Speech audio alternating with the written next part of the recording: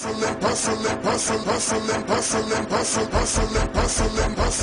o'clock on 99 FM, and it's time for us to go on our daily grind. Now, this week's Royal Hustle has been dedicated to the masters of 99 FM, those who have set out the plan, who've worked it, who've visioned it, who've brought it to life, and actually shared it with the rest of Namibia. I just dubbed her the original OG, the woman that has been there since day one, who knew somewhere in her heart and in her head she had a plan. After graduating with a law degree from the Stellenbosch University, Chrisna Greeff kicked off her career as a PR officer for the Arts Council. Years later, she served as executive chairperson and managing director of Democratic Media Holdings before becoming the first trustee of the Dirk Mudge Trust. She retired from DMH in 2012 to start up the Nakayale School at Etunda in 2016. Now, the school provides free education and boarding to vulnerable children, as well as an agricultural project geared at eventually sustaining the school. An avid farmer, Chrisna manages the project, where she has become a beloved grandmother to 108 children at Nakayale. This is classic. I am so happy to have you here in the studio. Welcome. Thank you so much for joining me this morning. Thank you. It's great to be back, to be here at least for a while. Yeah. To have you in this space, we miss you, Nay. We miss you. I miss you too. I miss you too. So you're here to tell us all about your life's grind, the passion, the purpose, what drives you. Let's start with your story. Tell us about your childhood, growing up as a young girl. Do I have 3 days to do all this? Okay. Well, we got to cut it short a little bit. Yes. We'll cut it short. My life as a child, I had a charmed childhood on a farm in the Uchu district, mostly with my father, my brother, when my father was still available to us. And I was a happy child, but I was a dreamer. I was a bookworm. But I was also a fighter, as strange as it sounds. I was also a fighter. And I was, all of us were very privileged to grow up in a fairly unconventional extended family. Contrary to what was going on at the time, my parents believed in us having a voice, having a say. We could argue with them. We could state our case when we were in trouble, and it wasn't just tolerated; it was encouraged. And he always let us go on, just to the point where we were pulling out the knives. Then he would just kill it, stop the argument. This is where we stop, yes. Then. So I think that was an important thing for us, and for me, especially for me, because it suited me. I never had tolerance for conventionality. Things had to make sense, and I had to have a say. Never in a box. Never in a box. Never in a box. Never in a box. You mentioned that you were a dreamer and spent a lot of time in the books. Tell us about what you would dream of becoming someday as a young girl, the type of things that you'd imagine yourself to become. I think for the biggest part of my primary school years, especially in the beginning, all I wanted to do was to work with animals. I wanted to be in a circus, not to be a performer, but to look after the animals, to be the trainer of the elephants and the lions and the horses. And then it slowly morphed to more to be a caretaker in a zoo. And even today, there's this elephant orphanage in Nairobi that I visited, and when I go there, I've been there a couple of times. I think this is what I should have done, but I have no regrets. I don't have one regret about my life so far. Yeah. How's about school? Where did you go to school? What was it like? I went to Uchu Primary School for my primary education. I loved it. I loved school. I loved the hostel life. I acted out all the characters in the books that I read about life in a hostel, in a school. You're much too young and you're not Afrikaans, so you will not know the books that I've read at the time. But I acted it out. All the things they did, I did. Yeah, so then I went to Jan Moore High School, same as Zellery, Zelmery. And that as well. I had a lot of fun. I was never big on studying. There was always too much to be done. But I had a lot of fun in my high school years. I was always in trouble, but I don't really understand why. I thought about it. Why? I always had this reputation as a rebel. I was never a rebel. I wasn't a rebel. I think the main thing, the conclusion that I came to, is that teachers at the time really had a big lack of sense of humor. They didn't get it. They didn't get it. It was never serious. It was just it was just not being conventional, and they didn't know how to deal with it. And you coming from a background where you could express yourself and actually state your opinion as well. That's different at that time from many different households of people being able, at all in many different setup. So maybe that might have been the difficulty. But I'm sure there's so many fireballs out there today that represent you in that classroom and the teachers. How's about your side hustle, if ever, volunteering to work a little bit as a young girl, going into age from being a teenager? What kind of things did you do to earn a little extra money if you had to? The first time I was confronted with having to find a side hustle was when we lived in Cape Town for 5 years, when my husband was specializing and I had 3 kids to look after. I was a little bit housebound. I had cabin fever.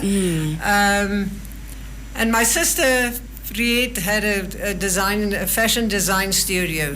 So she offered to me, because we were really sort of short of, I don't say poor.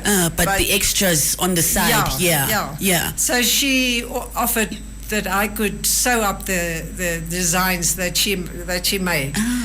So I did that because I could do it from home. So I was there, but I was also creative because that was important. And I made a little bit of money. But that was the only side hustle I had. I did a lot of things, but I never earned money from it. So that was my side hustle. How has your idea of success changed over the course of your life? It changed a lot, as everybody else, and the terrific girls that did this interview before me. It was about, in the beginning, it was about finding a career and being good at it and make money and and be the boss. I think I was born to be a boss. That was it. That was it from the beginning. I can't do much. I've never done anything that I know anything about, but I could be a boss. Yes, drive the ship. Let's ride. Yes, let's go. Yes. But that's what I thought initially. Where I am now, and this is really important. Where I am now, I know that success is doing what you have passion for, what you love. What makes you happy, all at the same time, and at least pay your bills. Something puts food on the table. You have to pay your bills, but enough is as good as a feast. And if your drive to be successful in terms of how much money you make and you're not happy, you've not gained a single thing. So that is success to me, is to do that, to get to the point where what you do is successful in as far as you can pay your bills, but be happy. Be really happy. Life is short. And you don't know now, as I do, how short life really is. And that is the most important thing. We've gathered here for the last 3 years under this Tribe Fire Studios roof. And you were mentioning to me previously before our interview that, you sort of brought the idea, as a boss that you are, brought the idea to the table so that everybody can munch at it, chew on it, sleep on it. And now, 3 years later, we are in this amazing creative space that is driving media in Namibia. You have the experience and you've done it before. But what are some of the proudest moments, the fondest memories that come to you when you see Tribe Fire standing like this? I think the two things that that really made me super excited and giving me the sense of the destiny of a company that is Tribe Fire Studios. The first was when I had some small part to play in getting Stefan to take over as managing director of then One Africa, and adding 99 FM and Venture Media and to the Tribe Fire family. And then the second thing is when we moved into this space, which is glorious, which is amazing. And then to see you, vibrant, young, capable people migrating towards us and towards this place and towards this dream, which is as good as it gets. Yeah, that's yummy, mommy. As a media leader, with your experience and background, of course, what is your hope for the future of media here in Namibia, on the continent, and perhaps even around the world? It is still the same as it always was. I think media should be the custodian of absolute truth, honesty, promoting the important values like education, which is where I am now, but also arts, culture, the very important things that keep the fabric of a society together. That is the role of media, and we see the opposite of that happening all over the world. Social media didn't make it easy. In a way it did, in another way it didn't. So in the world of fake news, it's very important that responsible media hold on to this custodianship that they have. Yeah. Namibia is growing. We are continuing to thrive even in the most darkest of spaces. The views and opinions of Namibians, especially young ones, are changing and driving the way we see things. Tell us about the 3 important things to you, or the 3 exciting things, 3 things about Namibia that get you excited in this current time. Oh my goodness, only 3. You go. Okay, hit us with your top 3. Okay.